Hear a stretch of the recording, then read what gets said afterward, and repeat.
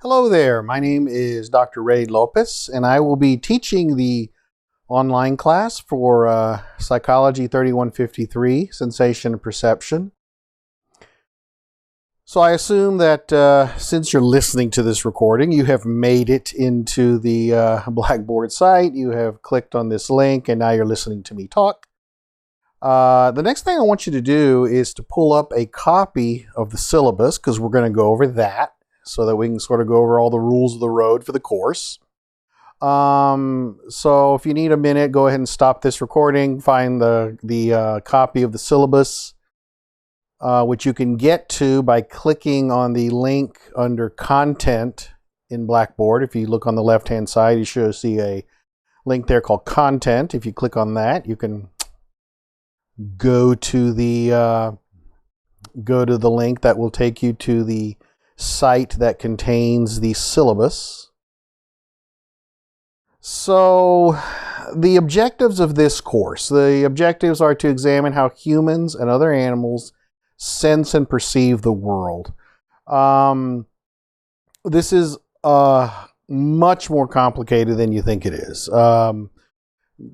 People, because of the way we use cameras on our phones and we use recorders on our phones, and it's real easy for us to use a device that can record and see, right?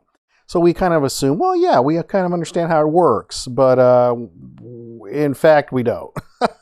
There's a lot of complexity involved in how we take in all of the different energy of the world and turn it into sensations. One of the things I want you to hold in your head during this entire class is this notion of a living organism that has different receptors for detecting different types of energy in the world. That energy might be light photons, that energy might be vibrations of air, that energy might be temperature, hot and cold. That energy might be motion, movement, actual movement on your body. We have different receptors that take that energy from the outside world, turn it into neural signals, and then channel those neural signals into our central nervous system, where they are processed and ultimately turned into perceptions. The act of taking the energy from the outside world and converting it into neural signals is generally what we refer to as sensation. And then the act of taking all those neural signals and making some sort of meaning out of them is generally what we refer to as perception. So that's how it all works together. So that's the whole process we're going to talk about. We're going to be talking about vision, kinesthetic sense, audition, hearing, taste, smell, all of the senses that we know and love. We're going to be talking about those. The prerequisite is that you have to have suffered through Psych 3403 with a grade of C or better. This course will utilize Blackboard only for the tests, of course. You can go to utsa.blackboard.com. There is a Cengage Mind Tap option for the book. If you want, you can buy that. You're more than welcome to. So I think it's like $95. It ain't cheap. I don't require it, however, but it does. Mind Tap does have a lot of really helpful, useful stuff on it. So if you want to get it, go for it. My office hours are going to be Tuesdays from 1 p.m. to 4 p.m. My office is located in the MH building on the 4th floor, 40422. And, if you want to see me, shoot me an email. Just say, hey, I'd like to stop by your office hours. Just let me know. So, because nobody ever comes to office hours. So sometimes I just sort of give up and leave early. If none of these times work for you, shoot me an email, let me know. And we can meet, we can pick a time where we can meet that works better for you. So just let me know when we can meet, and if these times don't work for you, and I'll be more than happy to do that. Next section on the bottom of page 1 of the syllabus, textbook. Now, this is an online class, so the textbook is really important. The textbook is essential. All the information from the exams will come from the textbook, and the textbook is the 10th edition of the Goldstein and Brockmole textbook, and the information is down at the bottom of page 1 of the syllabus.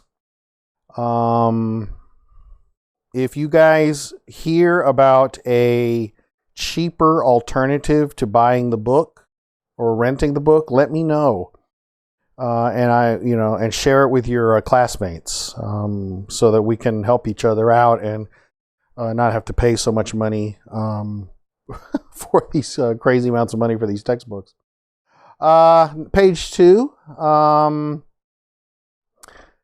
policy on lectures. Now the lectures are in video format, and they're posted on YouTube, and I have a link there that you can follow to get to the playlist in YouTube. Now, and I also have that link, going through Blackboard. These videos, there are a lot of videos. Each chapter is got roughly about 2 hours worth of lectures. Each chapter will be covered by 5 to 7 lecture videos. Each video is anywhere from 10 to 20 minutes long. I sort of chopped them up so that it makes it a little bit easier for you to watch them. They are on YouTube, so you can watch them, anywhere you can watch YouTube, on your phone, wherever you are. The slides for each video are also posted on Blackboard.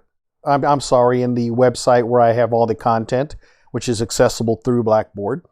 You'll notice that when you click on the link to get to the course content, it takes you to another website, a very simple looking website with just some text and a white background on the web page. This is the site where I actually keep all the content, the links and everything for the course. Over the years, I got sick of Blackboard eating all my things every year, so I just said, screw it, I'm just going to keep everything on my own site. So that site where I keep everything does contain the links to all the videos, as well as the slides for the videos, so that if you want, you can follow along with the slides. The videos. When I first recorded these videos, I was learning how to record lecture videos. So the first 3 chapters are like awful. The videos are just awful. And I admit that. Now you can still hear them, and they're perfectly understandable. They're just very amateurish and stupid looking. But they're very usable. Don't think they're not usable. They're very usable. They just look stupid. They're just not very good. But after I think it's chapter 4 from on, those videos are much better. They get better in quality as I learned, how to use the tools that I had. So, don't be dismayed by seeing those first 3 chapters. The videos do get better as you go along.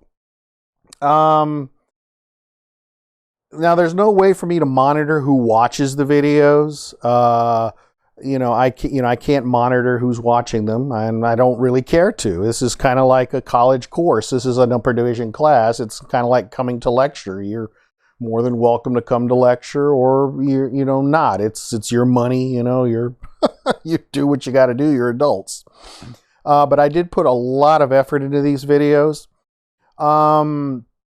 If you have a question about anything in the videos, please, by all means, shoot me an email. If you want to shoot me an email.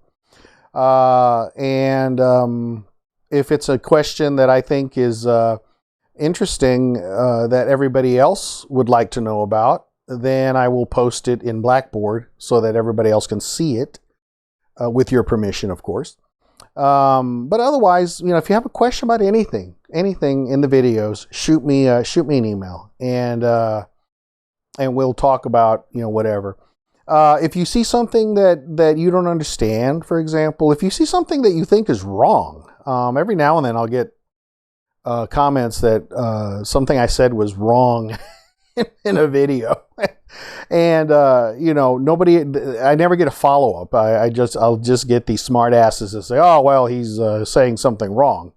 Well, if you think I've said something wrong, by all means, let me know. Maybe I am wrong. You never know. I don't think I am, but I could be. And if you, if you bring it to my attention, I can either look at it and say, oh my God, you're right, I was wrong. I will, I'll correct that, or we can talk about why it looked like I was wrong, but maybe I wasn't. So, I wanted to make sure that, we have that conversation. Since this is an online class and, we're not going to get to see each other and, blah, blah, blah. Just want to make sure that there's some communication out there, right? Because it's hard with an online class. It's really hard to do that. I've pretty much given up on any hope of having an online class that's like a real class, because they're just not. But I'm gonna try. I'll try as I can to make this as to give you as much value for your money as possible, because you've obviously paid a lot of money for this class. So there's that on the lectures. They're online. Some of the videos, the first few videos, are not very good. Please send me emails about any questions on the videos. Now the exams. Now all the exams are given on Blackboard. There's 4 exams.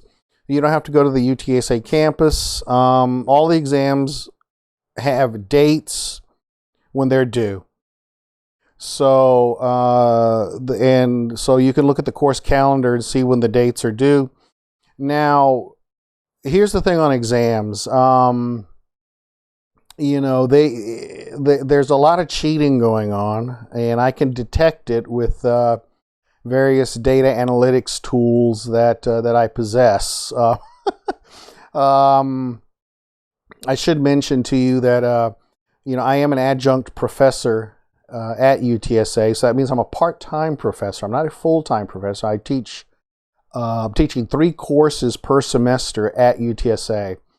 My full-time job is working for IBM. I work for IBM in their artificial intelligence group, and I'm an expert in artificial intelligence and data analytics. So I have some tools at my disposal that can look at the patterns of usage as people access and go through the exams. And it's really easy to tell when people are cheating.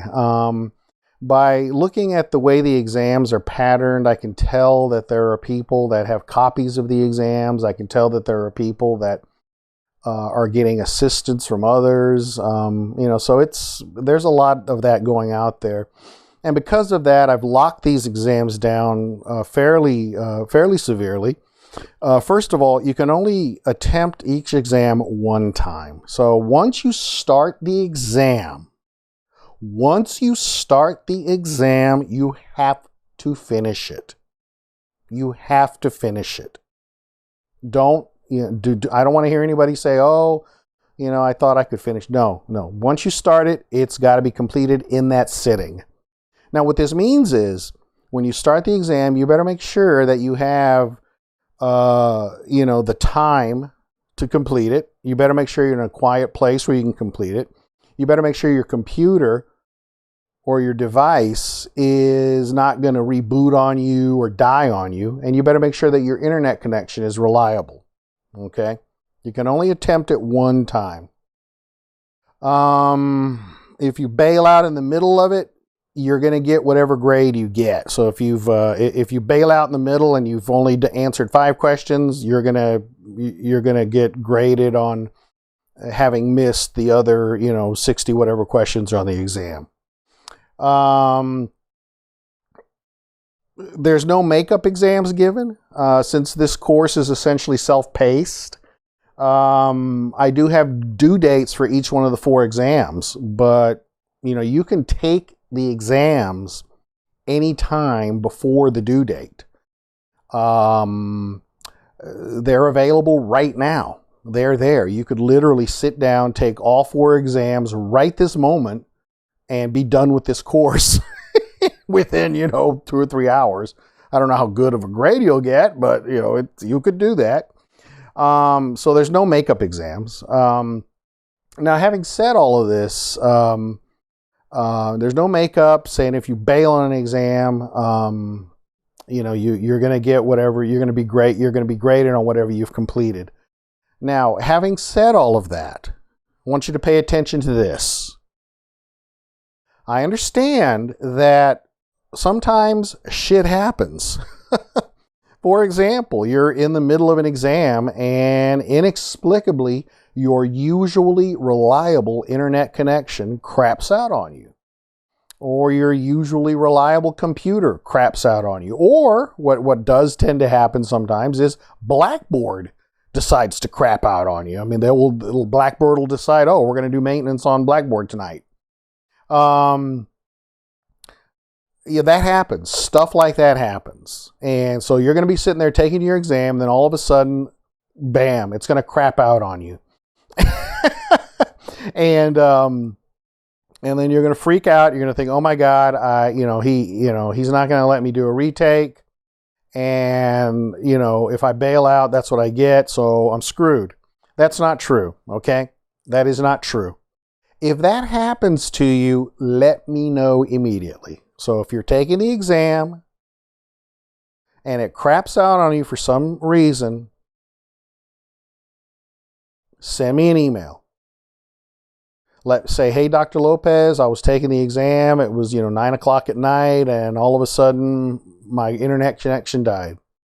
Now, I have a way of going in and looking at the logs to see what happened. And if it does, in fact, show me that your session timed out because because it was not able to connect with your client, that'll tell me right then and there, yeah, I mean, it looks like there was a problem with the internet connection between the server and the client, and I can tell that. I can say, yes, this person's telling me the truth. I'll go ahead and say, okay, no problem. Have the exam completed by, next couple days or whatever it is. And I will give you you will not lose any points on the exam. Okay? So if the exam craps out on you, send me an email, let me know immediately, and we'll fix it. There's nothing to worry about. Absolutely nothing to worry about. I just want to make sure you guys understand that. The grading system, there's 4 exams. You're going to be graded on these 4 exams. Each exam counts for 25% of the grade. No extra credit will be given. The exams do have due dates associated with them. This due date is usually a Saturday night. It's usually due at 11:59 p.m. on a particular Saturday night. So you're going to have at least one Saturday night where that's screwed up because you have to take this exam. But I made it on Saturday. That over the years that I've been teaching this course online, Saturday seems to be a really popular time to have exams due. Because you can. Most people aren't working on a Saturday, although I understand some of you will be working. But they'll be due on a Saturday night. And 4 exams, each one counts 25% of your grade. Pretty straightforward. Okay, that's pretty much it. On the next page, on page 3 of the syllabus, at the top, you see Student Disability Services.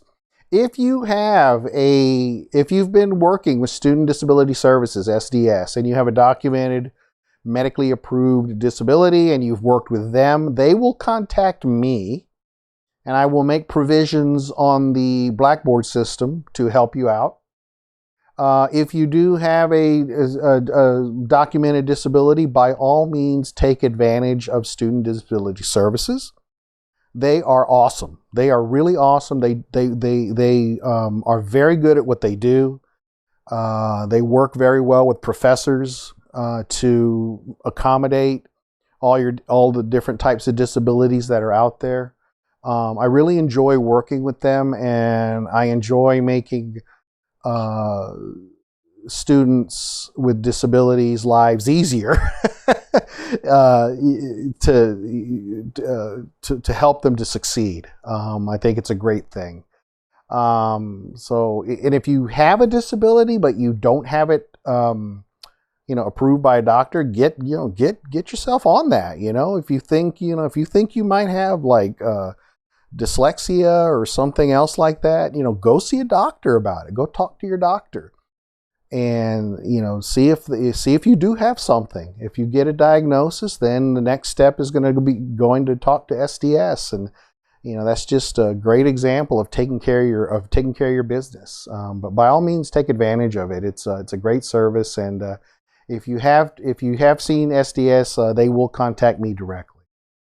Academic dishonesty. There's a very long section here on academic dishonesty. You guys all know what it is. There's cheating on online courses is just crazy rampant, and there is literally very little I can do about it other than detect it and punish it when I see it, which I do. But read all that and basically don't cheat. Just please don't do it, because it sucks. Please make a note. Go to ASAP and look at the academic calendar on ASAP and make a note of the date that you can drop the course. Now that's really just for you. I hope you don't drop, but you never know. Life, sometimes emergencies come up. Heaven forbid some awful thing should come up in your family or in your personal life where you have to drop out of school. But, if something horrible does happen, at the very least, just write down the drop dates. And that way you'll know, in all the panic, that's one less thing you'll have to worry about, is looking up when the drop dates are. Just look when the drop dates are, write them down in your planner, and just keep them there just for safekeeping, in case you need them. Just make sure you know when they are. The course calendar is pretty straightforward. It's basically just the due dates for the 4 courses, and that's shown in the middle of page 4. Now, again, if, get your exams done by these dates. Write these dates down, because since you're not going to class, nobody's going to be reminding you about these dates. So you need to remind yourself that, these are the dates that the exams are due. Get them done, get them submitted by 11:59 p.m. Not started by 11:59, but submitted by 11:59. So that means worst case scenario, you need to be starting your exam at 10:30 at night or something on Saturday, so that you can get it done on time. Again, if you are, cranking out your exam and it craps out on you, and it's, it's 11:30 on Saturday night, and you were almost done, and your internet connection died, and all of a sudden you can't finish your exam, don't worry about it. Do not worry about it. Even if it's going to be late, that's fine. Send me an email. Let me know what happened. I'll verify it, and we'll take care of it. So don't worry about it. But write these dates down. Keep track of them. Make sure you get the exams done by these dates. While you're watching the videos, if you have any questions or comments or feedback or whatever, shoot me an email or come visit me during office hours. Please visit me during office hours, because nobody ever does. But so, and then finally at the end of the syllabus here on page 4, I have a link to all the different places that you need to go for the course, including my YouTube channel, Blackboard, ASAP, etc., etc., etc. So to summarize, my name is Ray Lopez. This is Sensation and Perception for Spring 2019. You're going to be learning about the psychological science of sensation and perception, and we're going to cover all the major senses, from vision all the way to touch and smell and kinesthetic sense. The course consists of a book, the textbook, the Brockbone and Goldstein textbook, along with a series of videos for each chapter. I've covered each chapter in about 2 hours worth of lectures, and they are on YouTube so that you can watch them at your leisure. Once you've watched the videos and read the chapters and understood the chapters, you can then attempt the test. You can only attempt to test one time. If it bombs out on you, don't worry about it. if the test breaks or if your internet connection breaks during your one time taking the test, shoot me an email as soon as it happens and we will take care of it. But you have 4 exams that you have to take care of in this manner. Each of the exams counts for 25% of your grade. And the exams are all due at 11:59 p.m. on a Saturday night, on 4 Saturday nights across the semester. And once again, my office is in the MH building, the McKinney Humanities building. It is room 404.22, 4.04.22. That's about it. If you have any other questions, please let me know. And otherwise, best of luck to you, and I hope you learned something new. Take care.